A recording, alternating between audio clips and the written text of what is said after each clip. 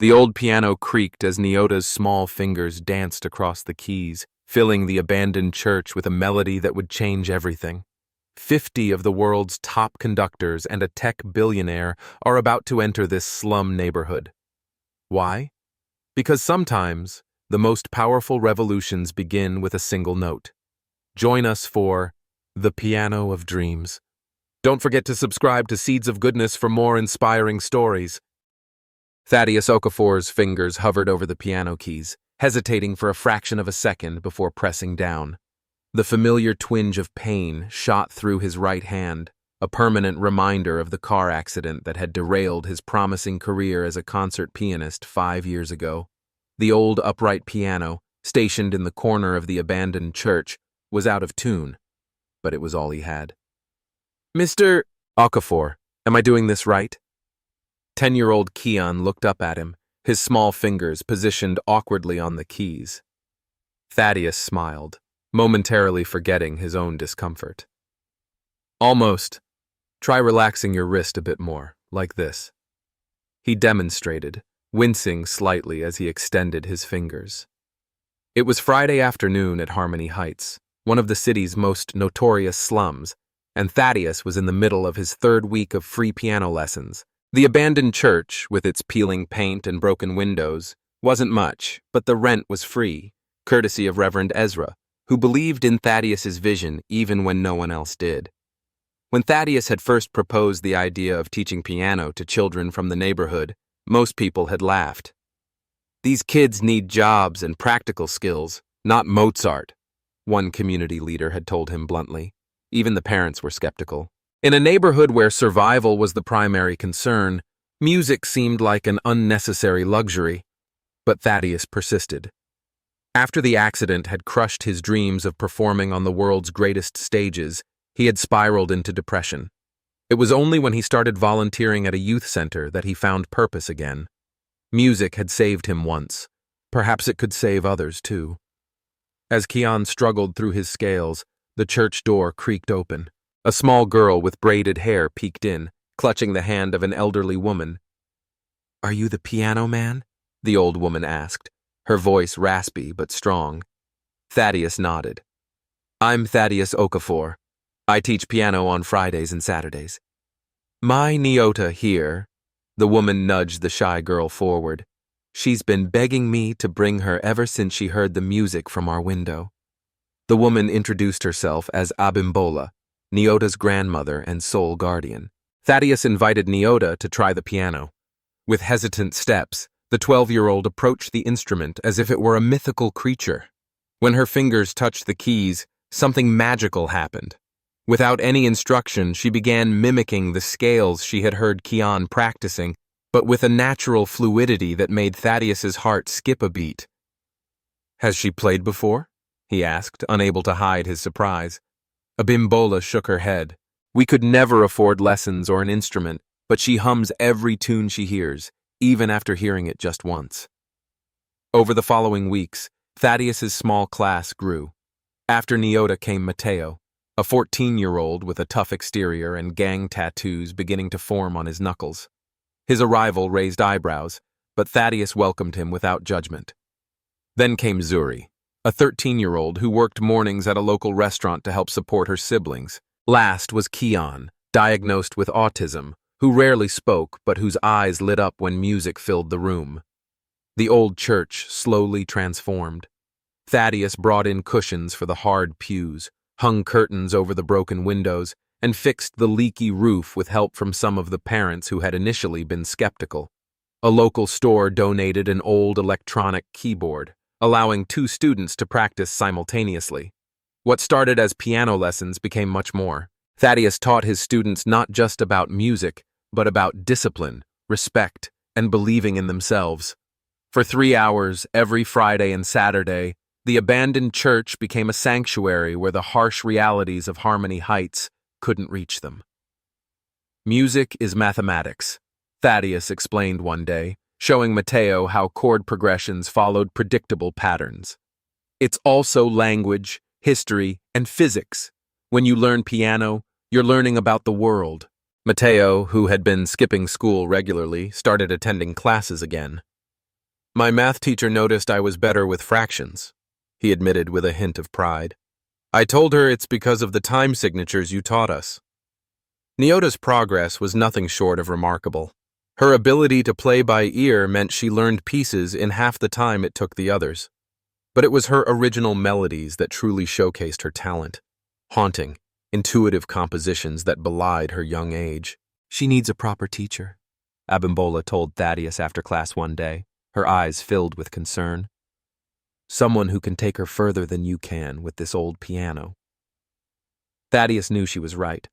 Despite his past as a promising pianist, his training had been in classical performance, not education. And with his injury, there were techniques he could no longer demonstrate properly. I've been recording her playing, he confessed. With your permission, I'd like to share the videos with some of my old contacts from music school. Someone might know of scholarship opportunities. Abimbola agreed, though neither of them had high expectations. Young prodigies were rare, but not unheard of, and competition for scholarships was fierce.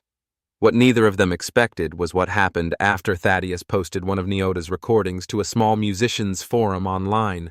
The video, showing a young girl in a faded dress playing a hauntingly beautiful melody on an out-of-tune piano in an abandoned church, quickly garnered attention. 3 weeks later, as Thaddeus was locking up after Saturday lessons, a sleek black car pulled up outside the church. A woman in an impeccably tailored suit stepped out, her posture radiating authority. "Are you Thaddeus Okafor?" she asked, extending her hand. "I'm Isolde Vargas, conductor of the Metropolitan Symphony Orchestra. I'd like to talk to you about one of your students, a girl named Nyota." Thaddeus stood frozen, the church keys dangling from his fingers. He had hoped for some advice, perhaps resources for better sheet music. Never in his wildest dreams had he expected this. "You found a diamond in the rough, Mr. Okafor," Isolde continued, glancing around at the dilapidated church. "And I believe I'm not the only one who thinks so." 50 conductors? Thaddeus repeated, certain he had misheard Isolde Vargas as they sat in the small cafe across from the church. Why would 50 of the world's top conductors be interested in our little program? Isolde stirred her coffee, her commanding presence drawing curious glances from other patrons. "Because what you're doing here matters, Mr. Okafor. Music education is disappearing from schools, especially in communities like Harmony Heights. Yet here you are, creating something extraordinary with virtually no resources." She explained her idea. 50 Conductors for Change. A coalition of orchestral leaders committed to mentoring underprivileged youth with musical potential.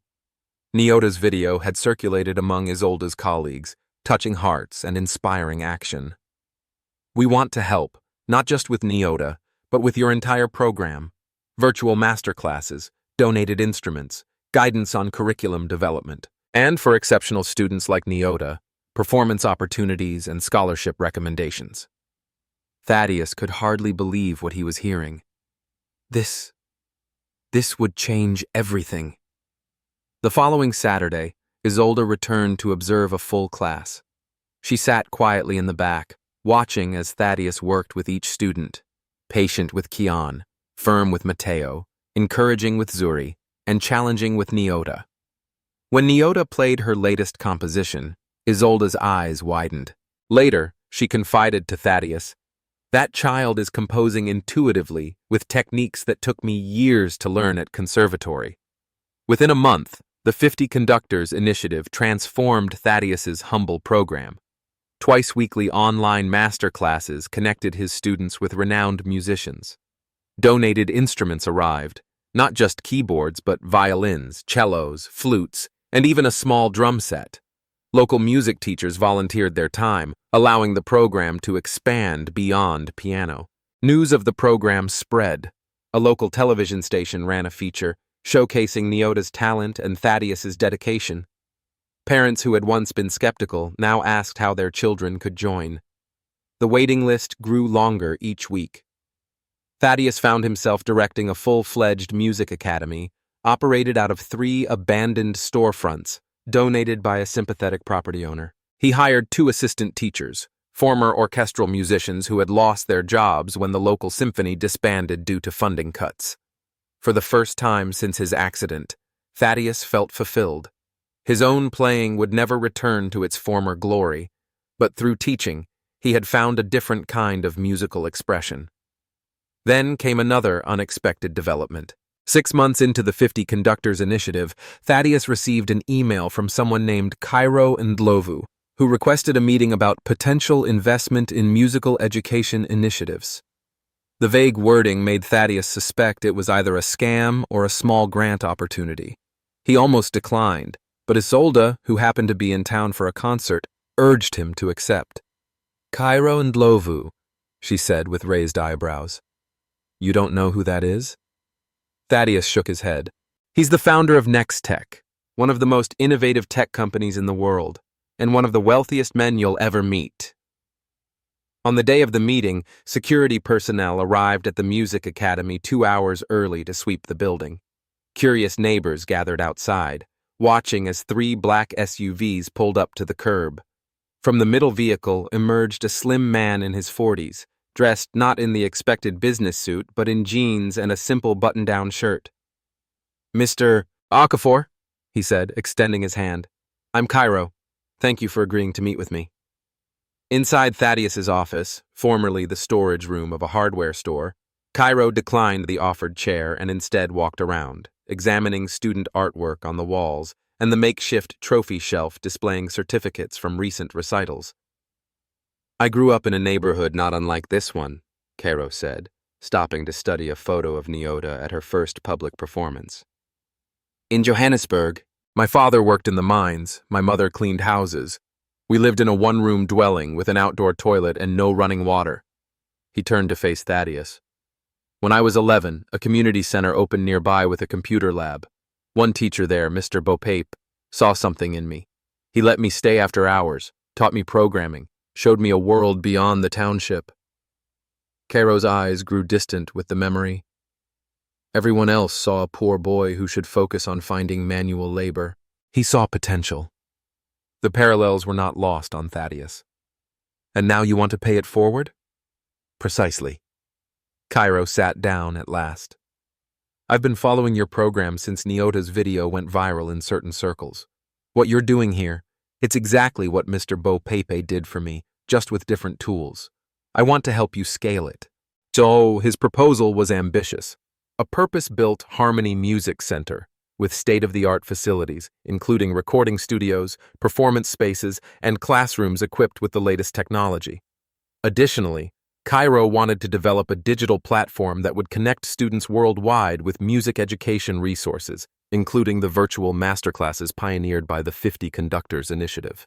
"We'll start here, perfect the model, then expand to similar communities globally," Kairo explained, his enthusiasm growing. "Music education meets technology, breaking down barriers of access, and for students showing exceptional promise like Nyota, we'll establish a scholarship fund for advanced study at the world's top conservatories." The figures Kairo mentioned made Thaddeus's head spin. This wasn't a small grant. It was millions of dollars in investment. "Why music?" Thaddeus asked. "With your background, I would have expected you to focus on technology education." Kairo smiled. "My daughter plays violin.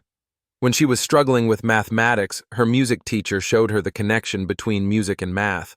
Her grades improved dramatically. That's when I realized, music isn't just art. It's a gateway to understanding complex systems, to developing discipline and creativity simultaneously. Skills every child deserves to cultivate, regardless of their circumstances." As Kairo outlined his vision, Thaddeus felt both exhilarated and uneasy. The resources would be transformative, but he worried about losing the intimate community they had built. Would corporate involvement change the spirit of what made their little academy special? When Kairo left, promising to send detailed proposals within the week, Thaddeus gathered his core students to share the news. Their reactions were mixed. Excitement about new instruments and recording technology, concern about potential changes. "Will we still have you as our teacher?" Kian asked, voicing everyone's primary worry. "Of course," Thaddeus assured him. though privately he wondered what his role would be in such an expanded operation. That evening, as he locked up, Thaddeus found Abimbola waiting outside. Nyota had already told her about Kairo's visit. "Big changes coming," she said, her weathered face unreadable in the dim streetlight. "Good ones, I hope." "I think so," Thaddeus replied. "But it's happening so fast. 6 months ago we had one piano in an abandoned church." Abimbola nodded slowly. "When good fortune comes rushing like a river, you must be careful not to drown in it. But neither should you build a dam against it." She squeezed his arm gently. "You gave these children music when no one else would." "Don't forget that, no matter how many rich men and famous conductors come knocking." As Thaddeus walked home, her words echoed in his mind. Somewhere between the abandoned church and Kairo's grand vision lay the right path forward. He just needed to find it. News of Kairo Ndlovu's involvement spread through Harmony Heights quickly. Politicians who had never shown interest suddenly appeared, while real estate developers began surveying nearby properties. 6 weeks later, Thaddeus received the detailed proposal. A 3-story building with practice rooms, a recital hall, recording studios, and high-tech classrooms. Alongside the music center, Kairo proposed a technology hub and affordable housing units. The entire project would transform 3 blocks of the neighborhood. When Thaddeus shared the plans, the community was divided. "They're gentrifying us right out of our homes," argued Zuri's father. "First comes the fancy music center, then the coffee shops, then the rent hikes." Meanwhile, tension emerged within the music program itself. The 50 Conductors initiative brought opportunities but also pressure. Isolde pushed for Nyota to participate in a prestigious competition that would take her away from regular classes. Other students felt overlooked. "You said music was for everyone," Mateo confronted Thaddeus. "But it seems like it's only for the special ones." His words stung because they contained truth. Thaddeus had been so excited about Nyota's opportunities that he'd neglected his founding principle. Music as a path to self-worth for all children, not just the exceptionally talented. The breaking point came during a planning meeting where Kairo's architects presented renderings of the new center. The sleek building bore little resemblance to the neighborhood's character. The proposed name, Ndlovu Center for Musical Excellence, made no mention of Harmony Heights. "This isn't what we discussed," Thaddeus objected. "The center should reflect the community it serves, not stand apart from it." Kairo seemed surprised. "The design follows best practices for acoustics, and branding it with my name will attract additional donors." "But it's not your vision that matters here," Thaddeus countered. "It's the community's vision." That evening, Thaddeus sat alone in the church where it all began, playing softly on the old piano. He didn't hear the door open until Nyota sat beside him. "Abimbola says you're upset," she said. "Not upset, just concerned about the direction things are taking." Nyota placed her hands on the keys and began to play. Not a classical piece, but an original composition that wove together church hymns, neighborhood sounds, and the scales from those first lessons. "I wrote this about Harmony Heights, about all of us," she explained. Thaddeus understood what needed to happen. The following week, he called a community meeting. Both Kairo and Isolde attended. The church was packed with residents. "We have an extraordinary opportunity," Thaddeus began. "But it's not just about building a music center. It's about defining what kind of community we want to be." After Nyota performed her composition, Thaddeus proposed a compromise. The new center would proceed, but with modifications to honor local design, prioritize current residents for housing, and include community representation in governance. Several students spoke. Nyota talked about mentorship. Mateo described how music had given him an alternative to gang life. Kian said simply, "Music makes me feel like I belong." Then Zuri proposed a community concert series where students would perform alongside the visiting conductors, with proceeds funding music education in other underserved neighborhoods. "We shouldn't keep this just for ourselves," she explained. "Music is for sharing." Kairo approached the microphone. "I came here with my own vision, but I should have asked about yours first." He committed to revising the plans according to community input. Isolde acknowledged that her focus on competitive excellence had overshadowed the program's broader mission. Music is not just about producing soloists for the world's great stages, it's about creating harmony within communities. She announced that each conductor would adopt a community program, providing ongoing mentorship and resources. In the months that followed, the revised plans for the Harmony Center for Community Arts took shape.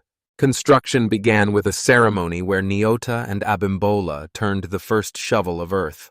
The 50 conductors organized a global virtual concert, with performances from Harmony Heights students live-streamed alongside professional musicians. The event raised millions for music education initiatives globally. 5 years later, Thaddeus watched as a new generation of students prepared for their spring concert. The center had become a model, replicated in 27 communities across 3 continents. Nyota studied composition at Juilliard on Cairo's scholarship, but returned regularly to mentor younger students. Mateo had become Thaddeus's assistant teacher. Zuri directed the outreach program, while Kian helped with adaptive music education for children with special needs. The old church piano held a place of honor in the center's entrance hall, with a plaque bearing the words, "Music creates harmony within and between us all." As the concert began, Thaddeus felt Abimbola's hand on his shoulder. "You did good," she whispered. "You gave them music, but more importantly, you taught them to use their voices, in all the ways that matter." From the back entered Kairo with several conductors from the original 50, sitting quietly among community members. As the first notes filled the hall, a piece composed by the students, Thaddeus closed his eyes. The pain in his hand was still there. But around him swelled something more powerful, the sound of a community that had found its voice, its rhythm, its harmony. In that moment, he knew that some dreams, even those that seem broken beyond repair, don't end. They simply transform, becoming larger and more beautiful than one could ever imagine alone.